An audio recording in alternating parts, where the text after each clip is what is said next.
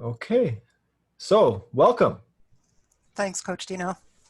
Glad to have you back. We've had you on already. This is our new iteration of the podcast, but progress nonetheless. So today we're going to talk a lot about research, a lot about your history, things that got you into the field that you're in, and all the things you learned along the way. But let's just let you introduce yourself a little bit here, maybe some of your schooling, training.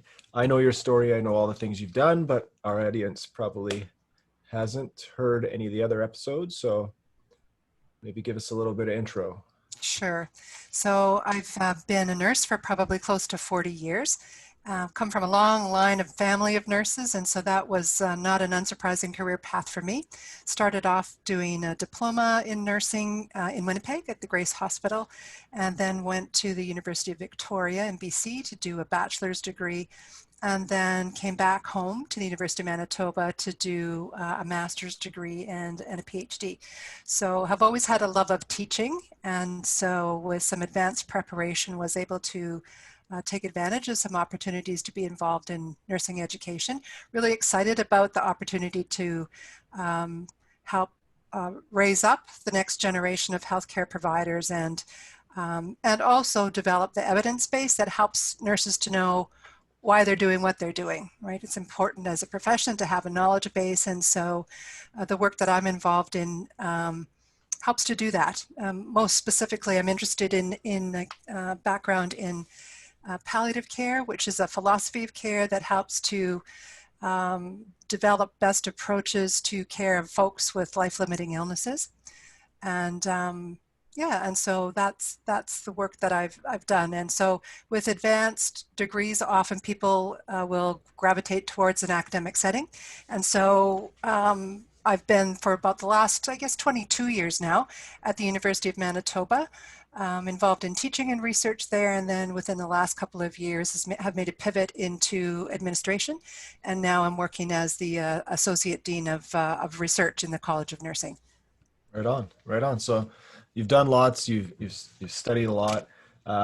You're published, well published, right? So you've got what? How many articles to your name? Um, well, I mean, publishing is the currency of the university, right? And so that's an expectation of my job. So I would say probably um, taking into account things that I've published with students and also with my colleagues, because my research is not done solo. It's always done within a team context. So we probably would have about maybe 110 or so peer-reviewed papers, and then maybe 10 or so book chapters.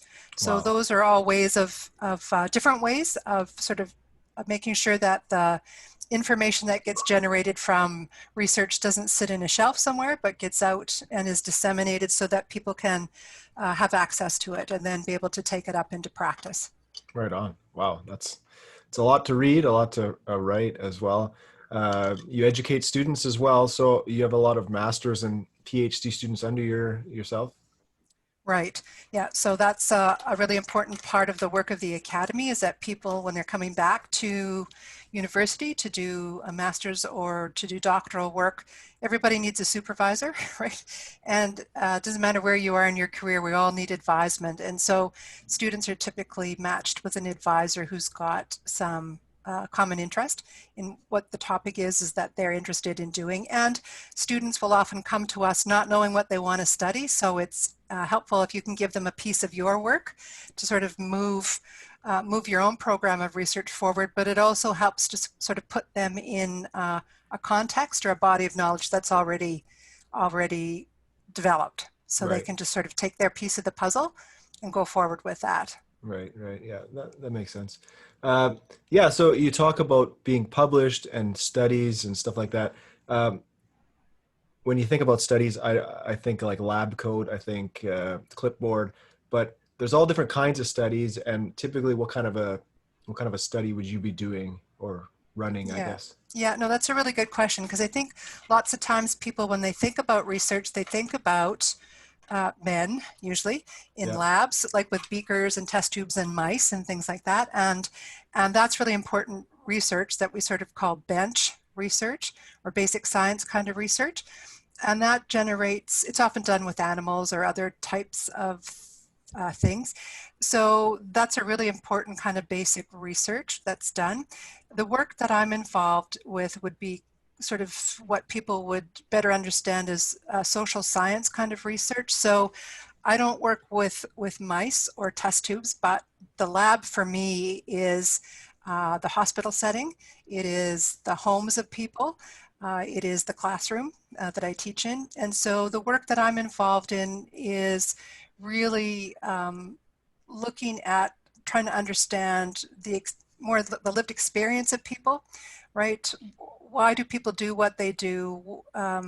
How how can we better understand what interventions to develop based on the stories that they are telling us, right? So it's really getting firsthand information from patients, from families, from larger healthcare systems in the service of sort of trying to understand that big picture, but also drilling down to some of the, the individual nuances that inform everybody's experience, right? Just always in the service of how can we make this better? Right. If it's not working, what can we do to sort of intervene or fix it or make it better for people? Yeah. Yeah. So that kind of touches on my next point would be a lot of times when people think about studies, they think about placebos and no placebos or Mm-hmm. blinded and not blinded. Yeah. There's different kinds of studies, I guess. And first of all, what type of study are you doing? It's not a placebo control style. It's not blinded. Right. There's another type of study that we'd be doing. And then what's the difference between that and something that is done in the lab in terms of like Right. Yeah. uh, evidence strength and stuff like that? Right. So there are really sort of two camps of research, and for a long time they were sort of at odds with each other, with arguments being that there's only one real way to truth and information, and that's through a randomized controlled trial, right? And so that is one kind of research. We've heard lots about that, especially with all the testing that's been going on with COVID and the vaccine trials and things like that. So um, that type of research sees and would argue that there's sort of only one way to find the truth, and that's through a very controlled, prescriptive, comparative type of study. And it does it indeed generates evidence that we need. But there are other ways of knowing, and so the stuff in the lab, or even in hospitals, randomized controlled trials are carried out in hospitals and in other places. That's one way of getting information. The type of work, and I've been involved in that kind of work, but I've also been involved in the type of work that is what we would call more non-positivist. So it is looking at reality being sort of co-constructed in the social environment, and how do we go about understanding that? Well, we can't really do that with the randomized controlled trial, because Yeah. in order to do that, you have to know what the variables are. And when we're trying to explore something that hasn't really been well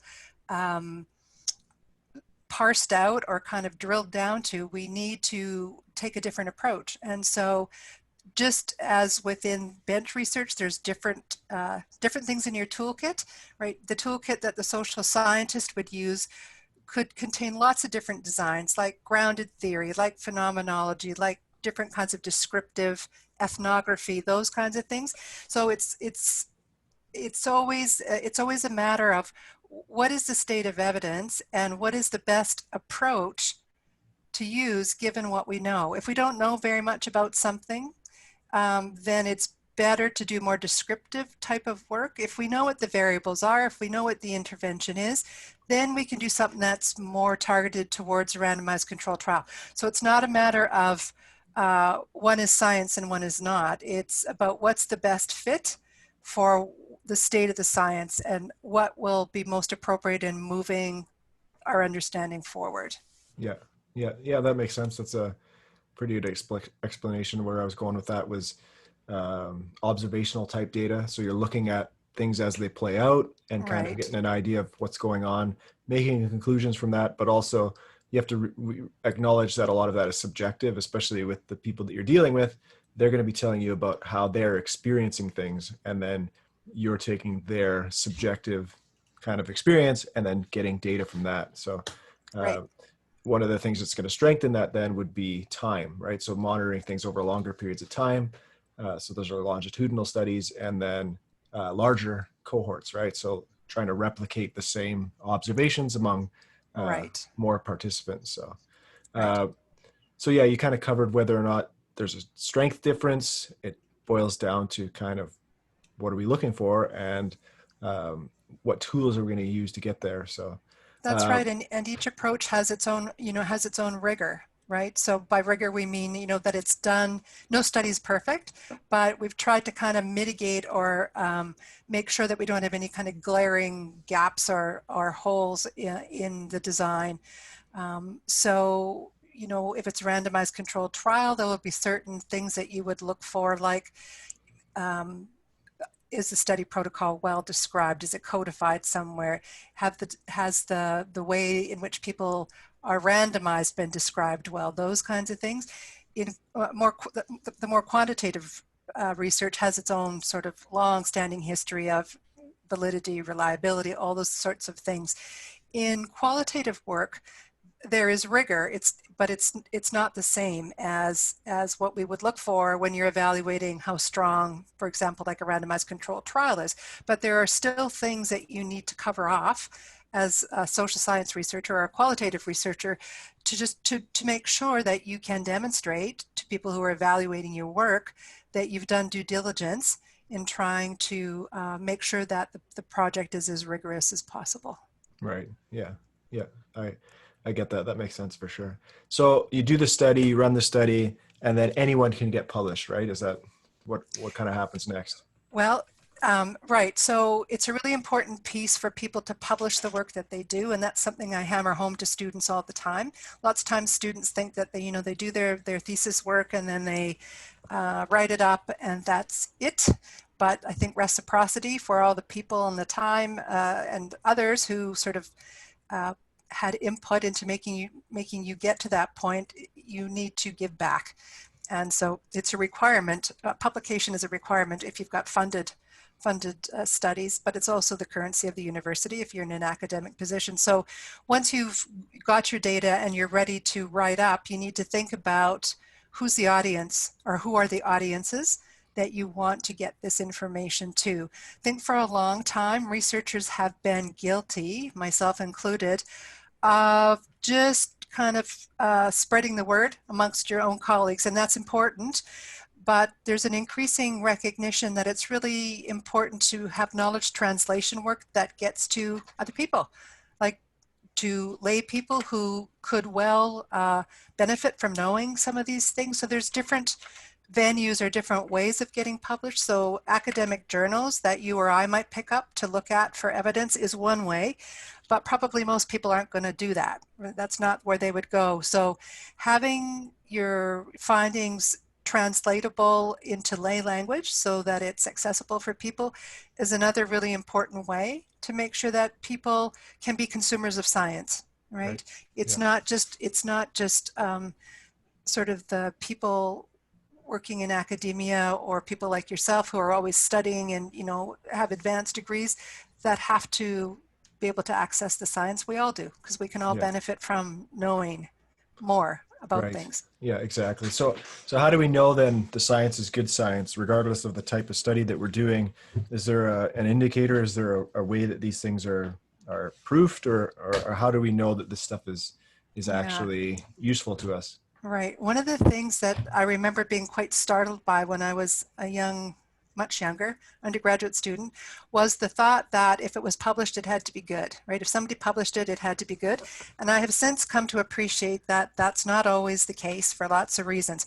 Um, there are a lot of what we call predatory journals out there, which really are out to make money, and the rigor of what we call the peer review process might not be there. So typically when you write up the study findings and you submit it to a reputable journal that's got an editorial board of people and a stable of reviewers who are, good researchers and scholars in their own right.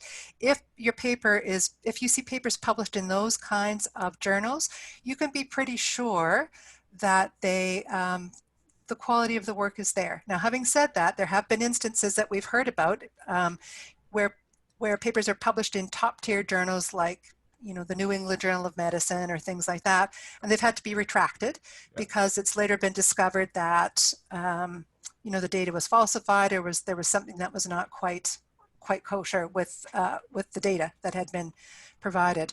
But I think looking at the caliber of where the paper is published is important.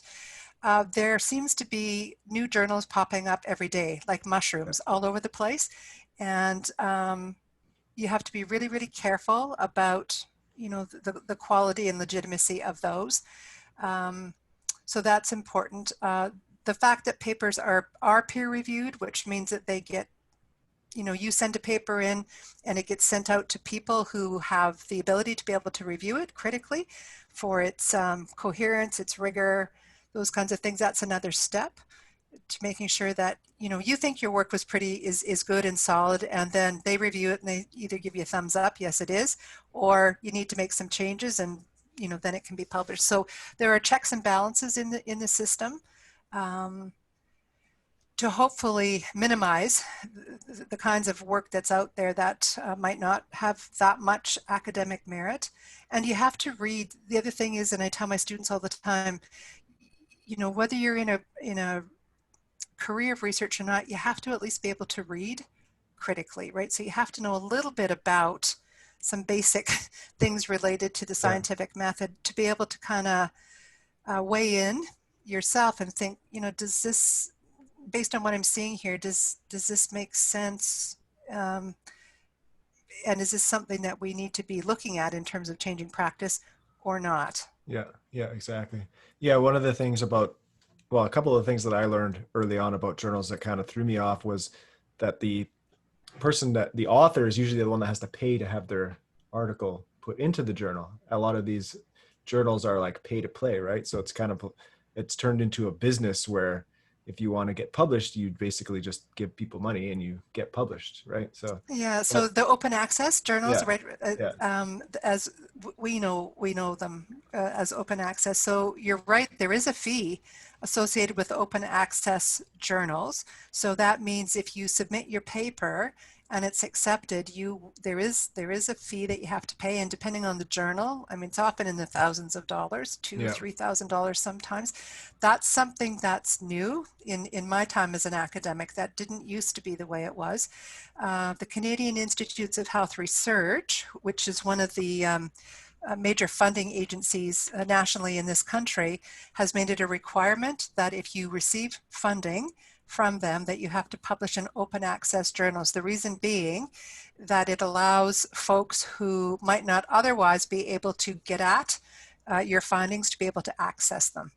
yeah, So there's an interesting tension point there, but you're right. And if you don't have money to be able to pay for the open access fees, then that dictates where your paper goes, and it might have to go somewhere that wouldn't be your first choice, but yeah. feasibly you have to go where you can get it published. So the second thing about that, when I think about peer review, one thing that peer means is your contemporaries, your friends, your people, practitioners in the same field. So when you're doing a study and it's being reviewed by people who have a interest in your information getting out usually. So this is what we see in things like research on traditional Chinese medicine and stuff like that. We see where there's a study that could be falsified by medical practitioners will be peer reviewed by fellow practitioners and then approved for publication. Mm. Is that a concern or? Um, so the field that I'm most familiar with in publishing within is palliative care, palliative oncology Yeah, in particular. And so one of the things so for me, so the short answer to that for me is no. Anytime that someone is asked to review, so if I get an invitation from a journal to review a paper, they will oftentimes, if it's divulged who the authors are, you can identify whether or not there's a conflict of interest. So if it's yeah, somebody that I know, and I work with, and am a co-author or a co-applicant on a grant, I will not review it just because it's ethically it just is cleaner, right? Yeah. I mean, I know their work and I know that it's strong, but it's better that somebody else know that Yes. it's Yeah. strong, right? So you can opt out in that way. But I mean, you never know what motivates people, right? Uh, To yeah, exactly. So kind of where I was going with that is one of the things about journals and articles is there is actually a place in the article where people will disclose their right, conflicts of interest or their yeah, biases or whatever it is. yeah, Uh, because in most cases it's going to exist in some fashion or another. So this yeah, is usually what you see from people that want to criticize research on something that's very important, and they might be against it, is they'll go to that section and say that there's a conflict of interest and that's why the data is not valid. yeah, yeah, and all of those perspectives are really important. The other thing that is built into the system, at least in some ways, is that if you have people that you don't want to review your work, you can identify them to the section editor of the paper. Sometimes you may have folks that you've met along the way that for whatever reason might not have your best interest at heart, and so you don't want. One of the ways that you can prevent uh, a review that is driven by things other than the the process of being a good peer reviewer kind of gets taken out of the equation in that way. Right. That makes Yeah. sense. Yeah. So you talked about funding.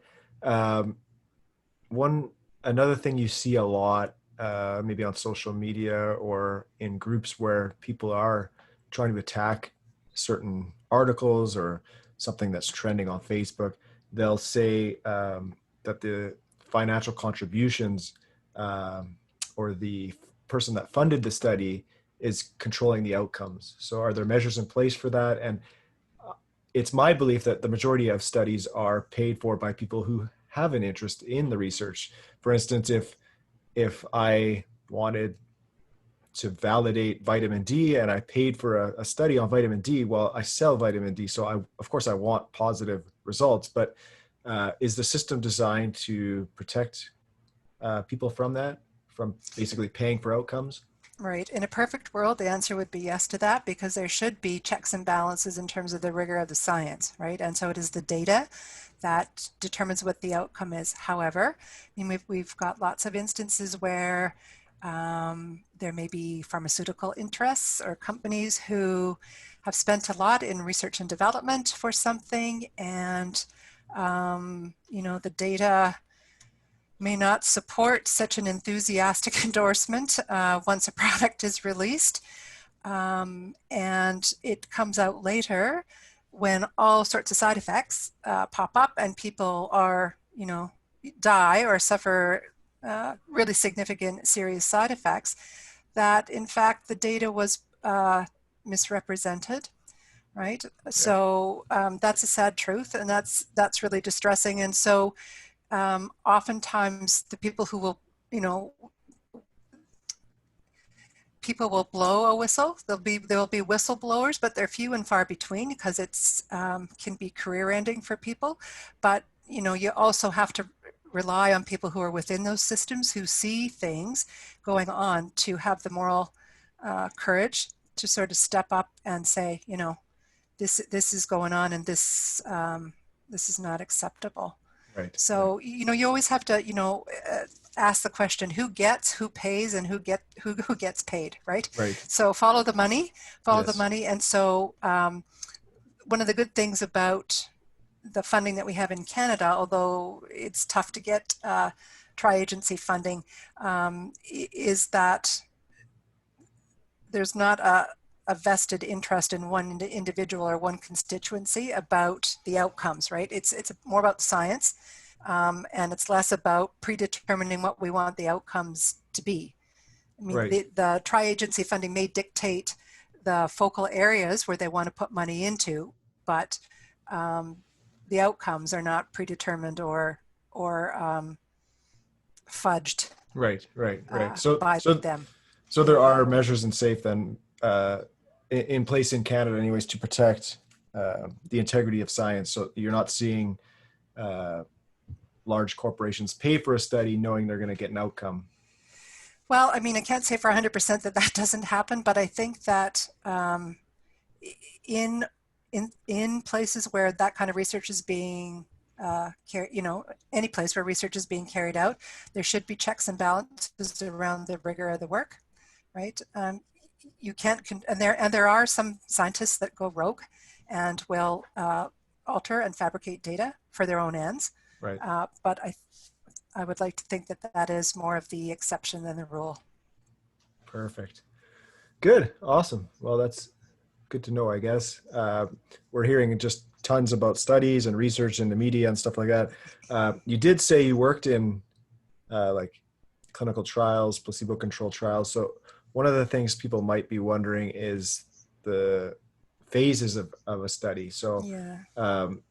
can you kind of just break that down real quick, what what the Right. phases are and just kind of how important they are? Because we're hearing talk of, let's say, phase 3 trials and then maybe skipping phase 4 or releasing data before we get to phase 4 and things like that. So can you just kind of break that down? Sure. Yeah. So the phases really are talking about the phased approach to the development of knowledge, right?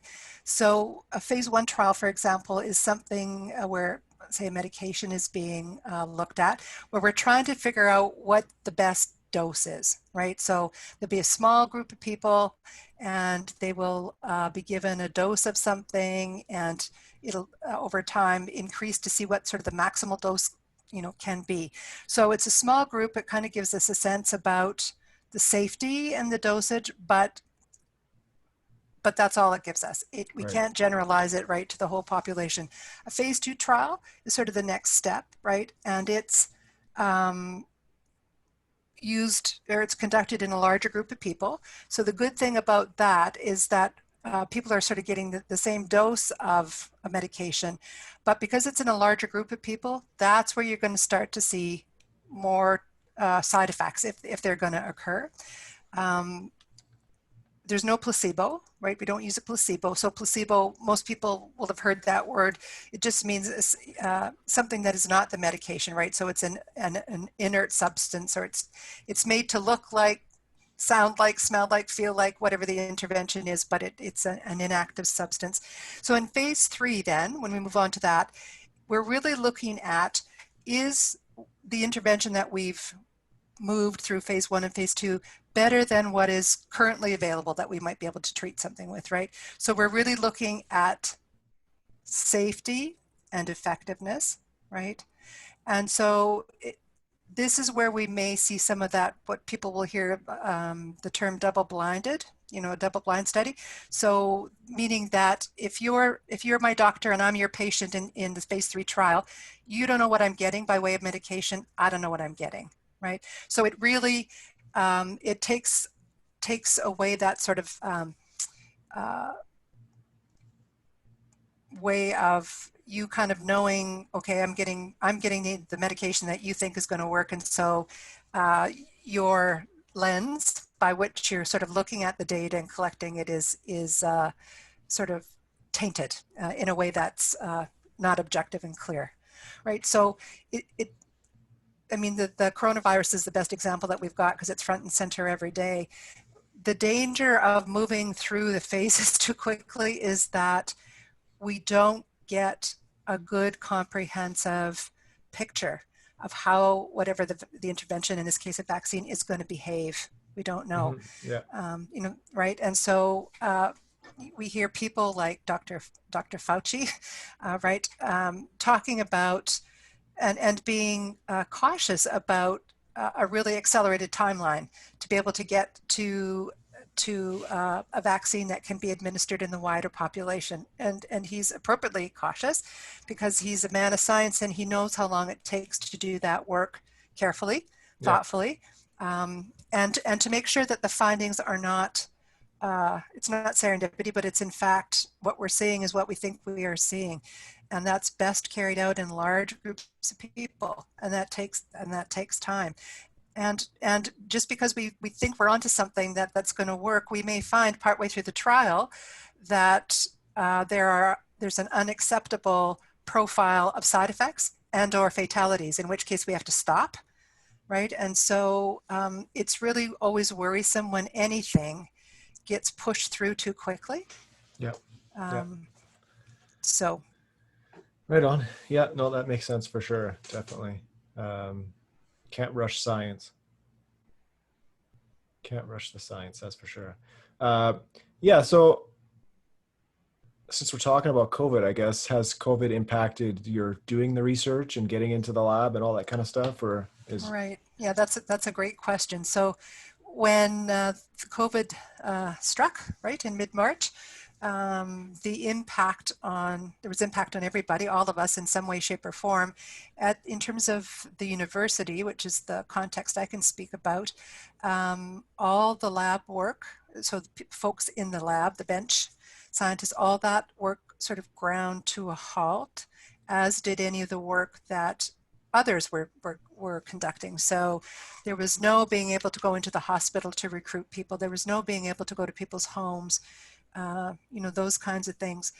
And so that was I mean, from an academic point of view, that was really disruptive for people.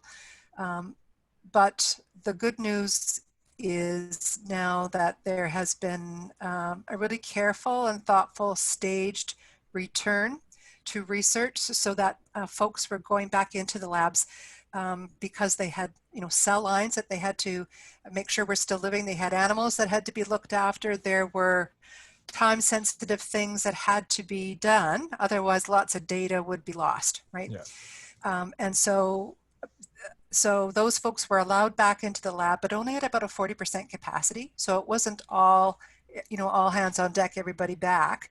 And lots of the protocols put in place around social distancing, around masking, those kinds of things. Within the last three or 4 weeks, there's been a process now put in place for social science researchers to be able to kind of, excuse me, re-engage with their kind of work. Again, putting in place the protocols to make sure that their human participants are kept safe from infection. And there's been thought and care given to how are we going to carry on this work given what we know and what the public health directives are. So I think, researchers have been upset because their programs of work have been disrupted, but, you know, in the big scheme of things, I think researchers have been relatively fortunate that number one, they've been able to continue yeah, working. The research part of their work has been suspended, and I don't want to in any way minimize that, but they've got something to return to. And yeah, so I think people do appreciate that and are just trying to figure out. I know the phrase "the new normal" is so hackneyed and so overused, but it really is this: whatever the current landscape is, we have to figure it out. We have to figure out what the choreography is, and we have to do it, yeah, right? yeah. And I think that's what people are sort of now working towards. Well, yeah, especially the people you'll be dealing with are all immunocompromised or they're at least in the at-risk group. So there's going to be a lot of extra measures to actually studying these people and Exactly. interviewing them and getting in to Yeah. see them. Because I know that a lot of Yeah. people aren't allowed to visit family members, stuff like that. So, Yeah. um, A lot of our work has been done. We've been able to pivot um, virtually. So, in much the same way you and I are talking on a Zoom call, um, where possible and feasible, we've been able to interview people virtually. Patients not as readily, but family members and or other healthcare providers or students, if that's your population of interest. So there have been some ways around that.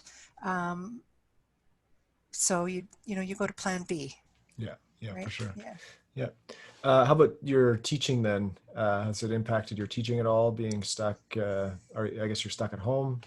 Right. So the majority of the folks in the College of Nursing at the university where I teach are working from home. Some folks are in the facility. The folks who are engaged in student education around simulation and clinical skills, because that's a psychomotor hands-on. Um, so the teaching for all the theoretical courses has shifted to online learning, right? So Right. that's a modality that's certainly not new. It's been around for a while, but what's different is the magnitude of all the courses primarily being shifted over to that online format. And so um, that has created opportunity to learn new platforms and ways of engaging.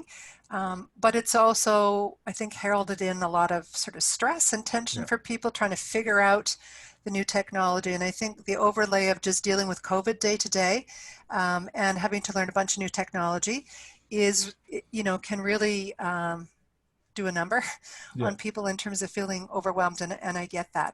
Um, so one of the things that I've learned, I've had the chance to be engaged in online learning for a while now, before COVID hit. And the most important thing that I have always found, and it's the same for me as a teacher, whether I'm face to face with students in the classroom or I'm online, is making sure that you have a presence, right? Students will forgive a lot, in my experience, if you kind of, if they know that you care about their learning and you're there to support them.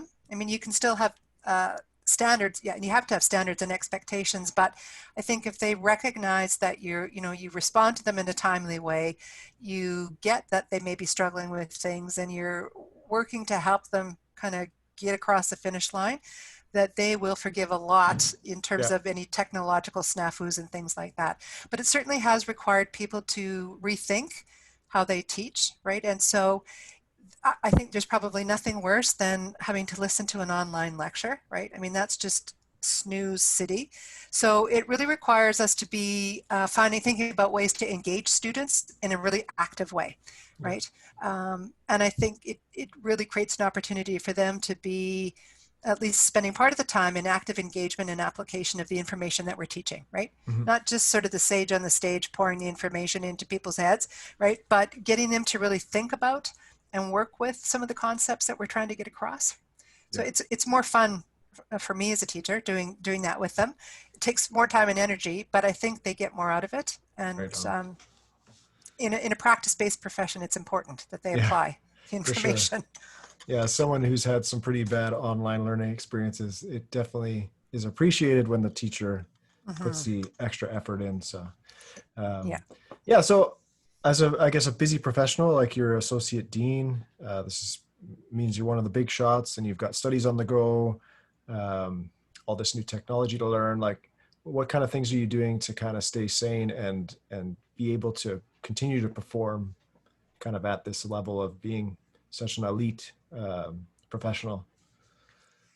Well, thanks for the vote of confidence. I don't know about elite, but certainly what I've learned, a couple of things about being in an administrative stream is that it's really important for me to keep it together, be calm, and really create the space to listen to people, Hmm. right? To especially during this time when people are struggling with lots of different things. And so, in order to be able to do that, one of the things that I have found invaluable is being at the gym, One Yeah, Family Fitness. I'll put a plug in right on. because it is the space for me when I don't have to be on a Zoom call. I don't have to be in a virtual meeting.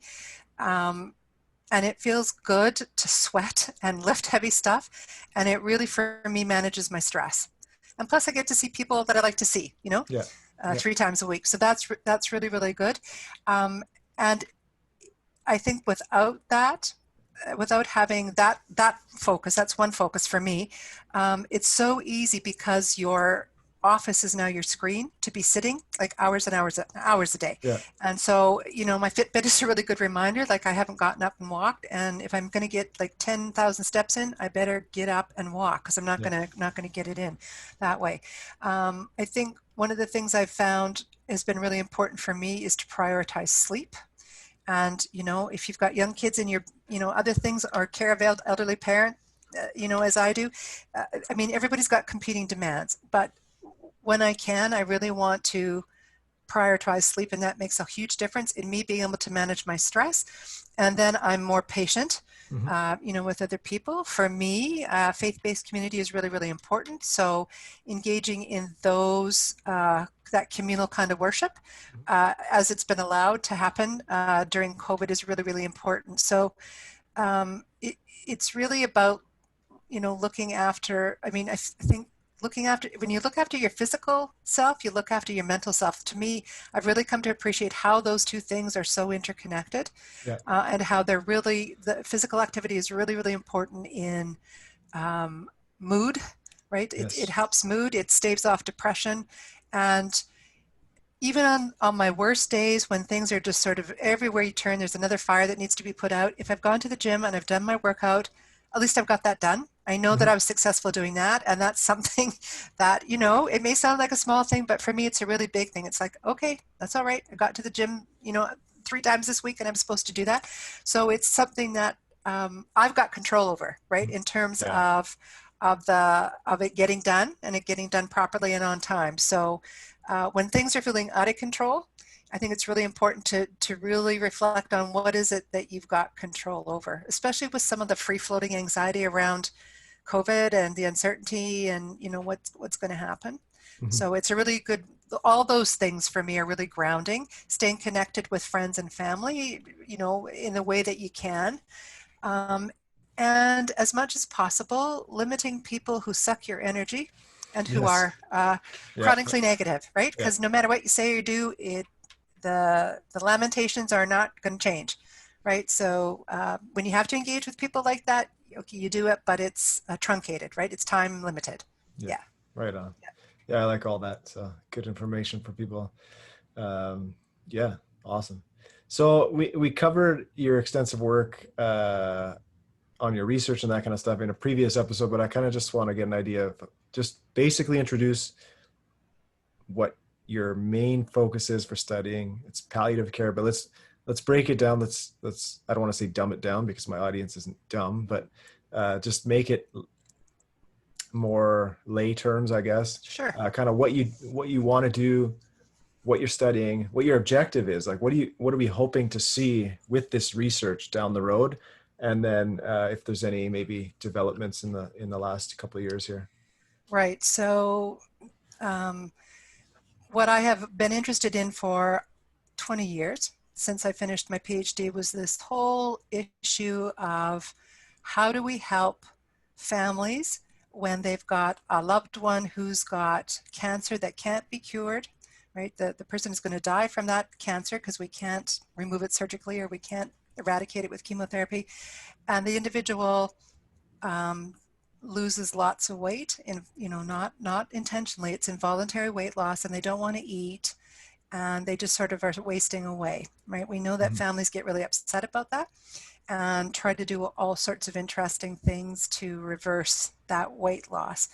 And through spending time on palliative care units and talking with my palliative care colleagues, clinicians and physicians, you know, they would tell me that every day at work, they would have a conversation with a family member who was often quite upset about why aren't you doing something to help my loved one, you know, gain weight. You know, you're neglecting them and they're starving to death and you're not doing anything about it.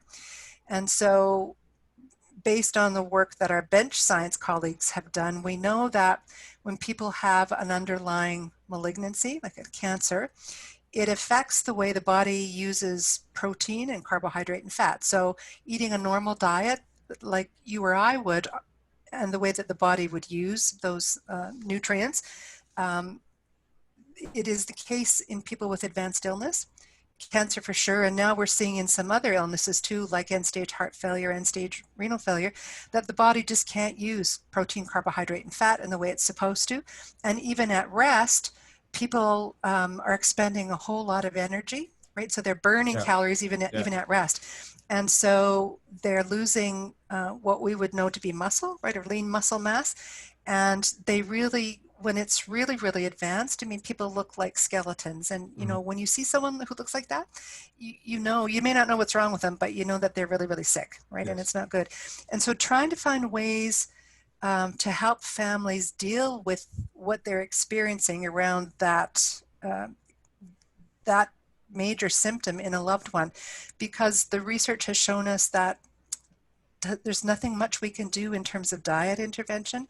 We can give them the best food in the world and their body can't use it, so they're not going to put on weight. Mhm. We can't give them things like tube feeding, you know, put a tube down their nose and put food into their stomach because the body can't use it.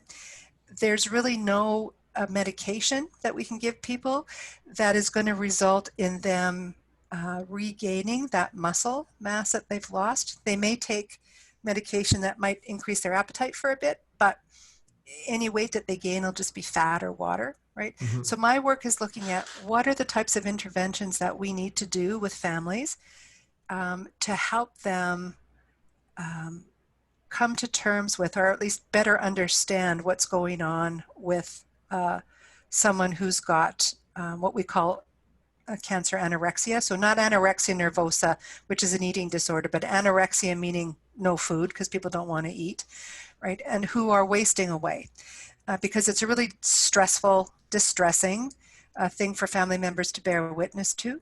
So our work has identified different ways that families respond, and now moving to what types of interventions would be most meaningful for people. So there are some educational interventions so we can teach people about things. But education in and of itself is not enough because there's a huge emotional component that has to do with anticipating the death of someone. So the grief response is all kind of mixed up in that.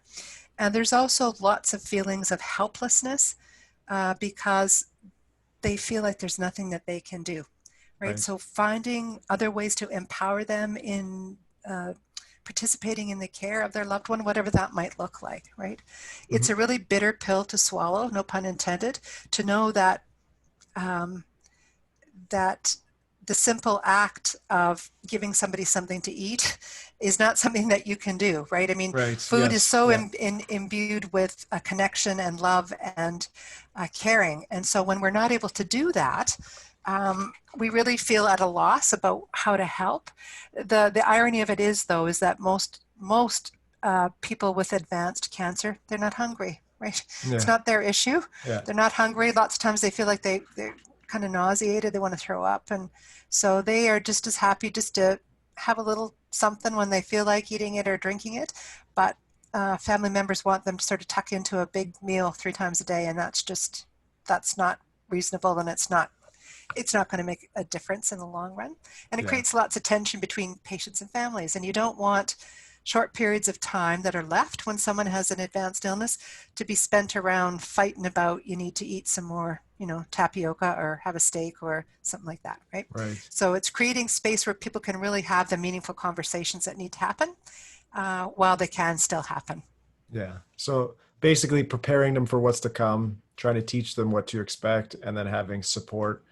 And have we seen what types of support work best? Is it counselors? Is it, Yeah, uh, there's been really interesting intervention work that's been done in the United Kingdom around looking at a combination of information plus so information about why isn't the person eating, mhm, and all the things that we talked about, and creating space in terms of psychological counseling to really unpack some of the fear, anger, and emotion that people often won't express to one another, but it is the driver of the behavior. And sort of really reaching behind some of that behavior to get at what's driving it. And what's driving it is that realization that the symptoms that are being seen, no appetite, massive weight loss, unintentional, is really heralding in the inevitable, yeah, right? And that their loved one is going to die. And there is no good time to no, lose someone that you love, right? And so people are understandably stuck in the mode of trying to do something around that. mhm. Yeah, that Yeah, makes sense for sure. Finding ways for these people to help, or just feel like they're doing something, I guess, because exactly. people will Exactly. feel helpless, I guess. Um, you went through this situation, I guess, with your dad, Mm-hmm. 2 years ago now, Yeah, or yeah, yeah. um, trying not to be cold here, but did you notice these things firsthand now that you had to experience this? Um, were you able to see or research from a different kind of perspective? Mm-hmm. And has that changed the way you think about what you want to do, or has it motivated you to find more ways to help people? Yeah, no, that's a good question. It's really interesting when your own, care of your dying parent becomes your living lab, right? And Hmm. so when my dad was first diagnosed, um, it initially came as so he had lung cancer. That was his primary diagnosis. And I was aware that he was getting tireder, but it wasn't until I took him to the emergency department and that he was being examined by the physician when they took his gown off to listen, that I saw, Hmm. the wasting. So my dad Yeah. was a big strapping farmer, right? Hmm. And so seeing his gown off and seeing the cachexia, the marked cachexia, I mean, he wasn't a skeleton by any means, but he was certainly, you could tell that he'd lost muscle. Hmm. And when I saw that, I thought, oh my God, this has been my work for the past, past little while. And so I think, because of that and understanding that um, there was nothing that could be done to really intervene with that particular symptom, for me, that was less of an issue. I didn't fixate on that. Yeah. Um, and so for me, it didn't make my dad's illness and his, subsequent death any easier, but I wasn't worried that he was going to starve to death and he would suffer around that. My concerns were about other things like shortness Yeah. of breath, right? Mhm. And things that I knew there was something that could be symptoms that could be managed. For my mom, that was different because she'd been cooking for this guy for 50 years, right? Right. So, and he didn't completely ever stop eating, but he certainly was eating much less and was getting weaker and thinner all the time. And so I know that that bothered her, not ever to the extent where they were, came to blows and had fights about eating, but she was mindful of that was happening, and I know it was a source of sadness for her. In addition, just to the overall sort of prognosis for him, so Yeah. it reaffirmed for me on a very sort of at a familial level that the work that I and others have been engaged in looking at this this is a real thing that people grapple with, Yeah. and it's worthy of and merits research to better understand and support people, right? Yeah, for sure. Yeah, Um, yeah, no, you saw it firsthand, and it definitely would motivate you to keep working so that people don't have to go through those things, or at least they can go through it with support. So, exactly. um, yeah, that's great. Um, yeah, so anything else you want to talk about or discuss related to some of the topics we talked about? Yeah, no, I think when it comes to research in general, I think um, you know I think people can be participants in research in different ways, right? Yeah. So there will be people who will design the studies and do them. There are people who can participate, if that's something that's appropriate and meaningful for others. Um, and I just think it's really important that people, um, to the best of their ability and however their ability allows, need to think critically about things that they hear, Yeah. right? Yeah, We, that's we all have to we hear so much all the time, and there's so much junk and just nut bar stuff that yeah. comes out on social media all the time, and just being really critical consumers of information Hmm. is really important in life, Yeah. but particularly around things related to health. So, reading widely, reading reputable sources, I think Yeah. is really, really important. And, having conversations with people about, and it's really always really helpful to have conversations with people who have a dissenting view, Yes, exactly. Yeah. right? Because it really helps you to confirm in your own mind if what you're thinking is and how other people might understand things in a different way. I mean, I could be wrong with my interpretation, but you have to. I think you have to think for yourself, I guess is what I'm Exactly. saying, Yeah. right? Yeah, Yeah, for sure. Think for yourself, read past the title. If you've read past the title, read past the abstract, right. go to the source material, look at it, see what other people are saying about it. Um, I think right now in our day and age, things just get shared based on title, right? Like you see it all the time. These journals and these articles are trying to come up with a clever, catchy, clickbait title so that people Yeah, click on it, right? And they yeah, share it and it gets out there. But we have to go past the title. We have to read, at least the abstract, if not get into the meat and see what is in there and what other yeah, people are saying about it. So yeah, great. yeah. Awesome. So, is there anywhere people can kind of read up on any of your work if they're interested in this type of thing?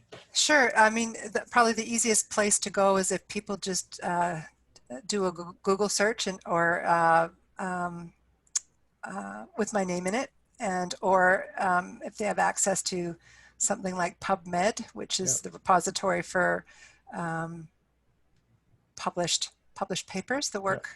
the work that I've led and the work that I've been involved with my other colleagues about different topics is all there.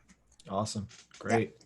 Cool. Well, I'm sure we'll have some people interested in what you do, and there's always opportunity to, you know, do your own research on these kind of things, like get into school and do your master's on this type of work. I think uh, we need more people studying these types of things. So that's great. Awesome. Well, any last words for the audience? Anything you want to leave them with?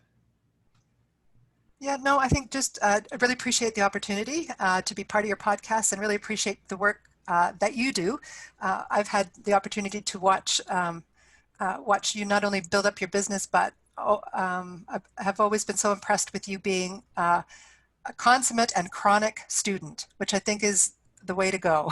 Yeah. So yeah, so hats Thank off you. to you for that, and really appreciate you creating these venues, for podcasts, but also the things that you post and that you really help us to think about not only in terms of fitness, but how we think about things, Yeah. and being aware of our own biases and things like that. So I Awesome. appreciate that. Well, I appreciate your time, and yeah, we'll have you back again in the future. But thanks for joining us today.